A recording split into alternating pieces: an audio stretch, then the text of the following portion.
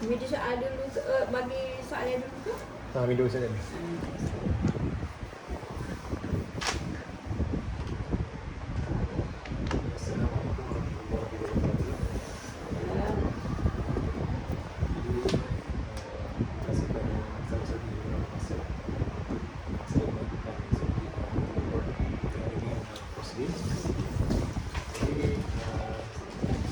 Saya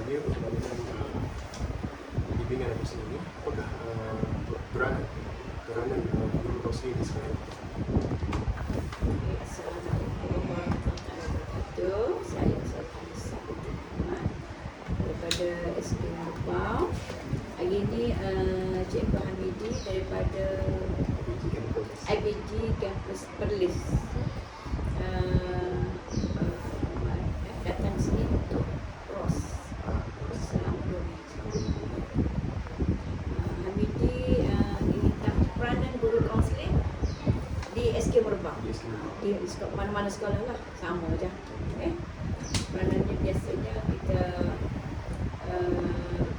guru kaunseling berperanan sebagai menyediakan perkhidmatan bimbingan dan kaunseling kepada semua murid.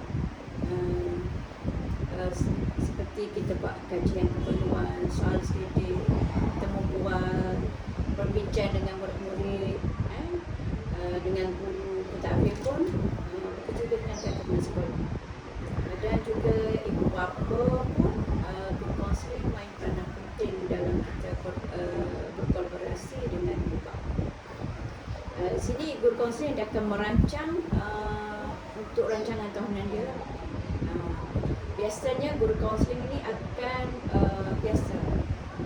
buat 2 sesi, iaitu sesi bimbingan individu.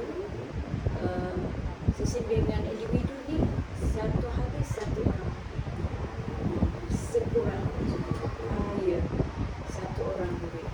Dan sesi bimbingan kelompok biasanya 1 minggu 1 kali sesi. Itu saja untuk maknanya itu tugas hakiki lah, tugas utama. Tugas utama ialah membuat sesi bimbingan individu dan kelompok. Itu peranan. Yang untuk rancangan tahunan ataupun program itu adalah bergantung pada ada program lah, program tahunan seperti kita buat motivasi, motivasi kepimpinan, pembimbing kan, pengawas dan kita buat intervensi. Selain pada tu, guru kaunseling juga untuk PPSN, psikometrik. Ujian psikometrik untuk murid tahun 4, 5, 6. Wajib kita sebagai penyelapis membuat merancang, melaksanakan ujian ataupun saringan dan juga saringan minda sihat untuk depan. Jadi biasanya lah ini adalah guru bimbingan 10 masa. Dipanggil GBKSM, guru bimbingan kaunseling 10 masa. Dulu sekolah kita, sekolah Merbau, memang GBKSM sebab murid lebih pada 350. Tapi sekarang ni murid sudah kurang daripada 300, maka kota ataupun warren untuk GBKSM tu tak ada. Jadi tinggal GBKL, guru bimbingan lantikan dan Wal Majana pun Ustazah masih lagi berperanan seperti GBKSM, tapi mengajar kan. Kalau dulu tak ngajar. Fokus pada kaunseling ni ada cuma perkataan dari 17 masuk 17 satu banyak pun juga tu dia sepatutnya start kat 12 masa. Tapi tak apalah sebab murid kita tak ramai dan mudahlah kita nak melaksanakan program.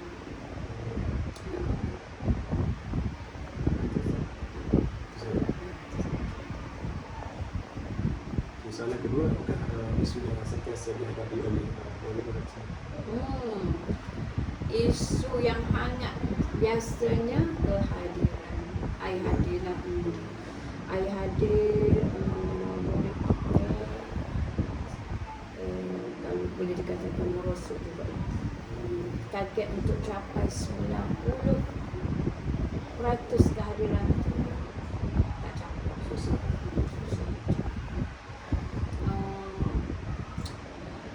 Masing-masing alasan. Kalau kita telefon, biasanya telefon lah. Bila tengok kehadiran murid ni terlalu teruk, saya check lah dengan guru kelas, tengok berapa hari dah dia tak hadir. Kalau 1 minggu tak hadir terus, kita akan call. Tapi bila call pun ibu apa jawab, anak tak say bangun tidur. Itu je rasanya tak say bangun tidur. Ayah nak bangun. Dan ada hadir pun mari 2 hari mari, 3 hari tak mari, masalah. Merosot kan. Dan kadang-kadang kita nak cegah dia nak menyelesaikan masalah ni, panggil, buat juga intervensi, buat panggil ibu bapa. Ni insyaAllah bulan 7 ni aku buat.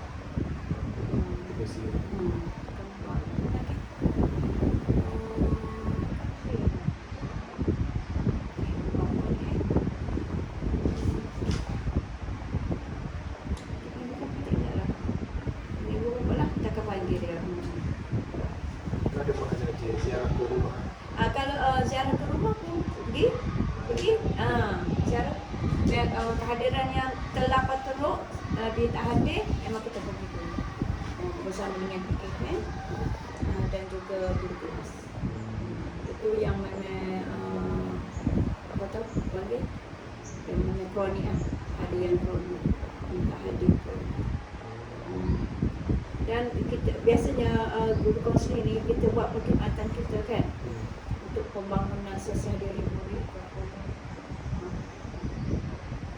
Kita akan buat ada panggil penceramah untuk penceramah rumah data yang edukasi pun kita akan jemput tahun ni kita dapat dah awal-awal tahun ni dah buat dah. Dan satu lagi kita ada konsep guru penyayang ni. Guru penyayang kita di bawah guru penyayang kaunseling untuk penggaraan kepada murid. Biasanya lah untuk yang hadir penuh. Hadir penuh pun kita sebagai galakan tau.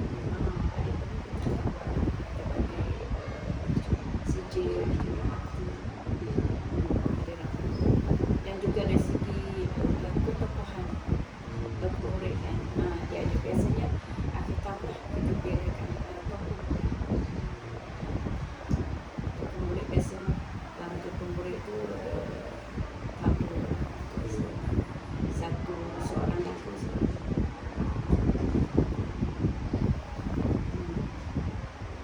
Dan selain pada tu dia kaunseling ni dia ada 4 lah. Satu pembangunan sosial diri murid, peningkatan disiplin diri murid, tu pendidikan kerjaya, dan juga psikososial dan fisioterapi. Biasanya kalau hak kerjaya sebelum dia keluar pada sekolah kita akan buat untuk kerjaya. Biasanya murid bila Ustazah laksanakan saringan psikometri, dia akan keluar kecenderungan murid tu. Jadi kita tengok dah verbal linguistik dia setakat mana, matematik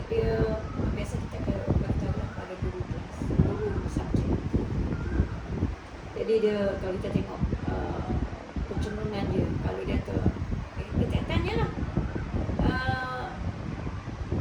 awak ahli tuju awak mana? Awak rasa minat nak jadi ke?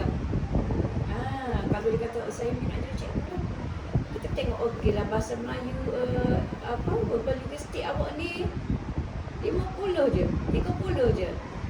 Tapi awak minat jadi cikgu. Sepatutnya bahasa awak sudah menguasai bahasa Melayu awak ni dengan lebih tinggi lah. Lebih tinggi. Jadi adakah tak boleh nak jadi cikgu? Boleh. Kena ubah. Kena ubah lah. Pendidikan cara belajar.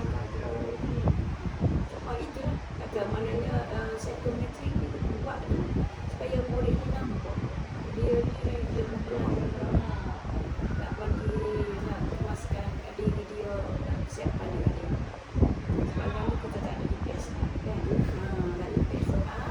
Jadi kita nak tengok kebolehan dia tu susah sikit.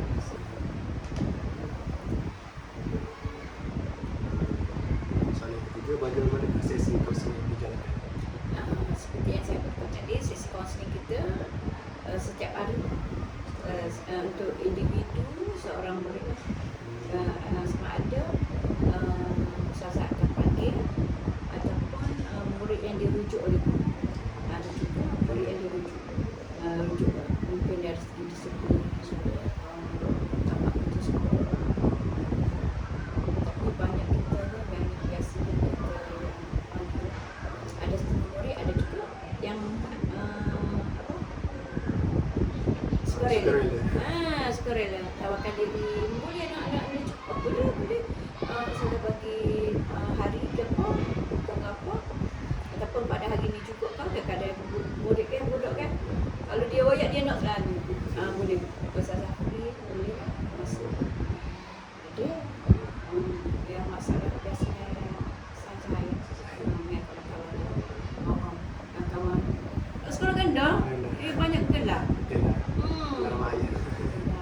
Ada yang masalah dengan ramai juga lah budak-budak kita ni biasa. Dan biasanya sesi kelompok seminggu sekali sahabat hari lah. Bilik Ustazah kecil, tak ada orang biasa, dia ada ruang individu, ruang kelompok dah. Lepas tu ruang kerja kita tak ada, kita satu ni je. Tapi walau macam mana pun kita bukan buat serentak dalam satu masa. Tak ada masalah dah. Saya panggil untuk kelompok 6 orang. Biasanya kelompok biasanya 8 orang. Tapi mana ke tempat kita ni tak luas.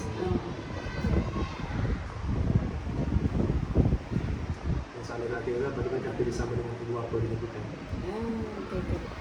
Setakat hari ni lah, sepanjang lah Ustazah jadi guru bimbingan ni, alhamdulillah buat lagi kerjasama. Kita berkolaborasi biasanya dengan masa mesyuarat PIBG pun.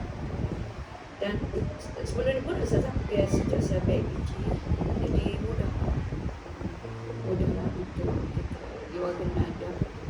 Mengajar pun lama, 34 tahun sini. Ya, ada 34 tahun. Lepas pencen, jadi memang Ustazah dengan jari-jari sekolah memang. Dengan sekolah pun, sama.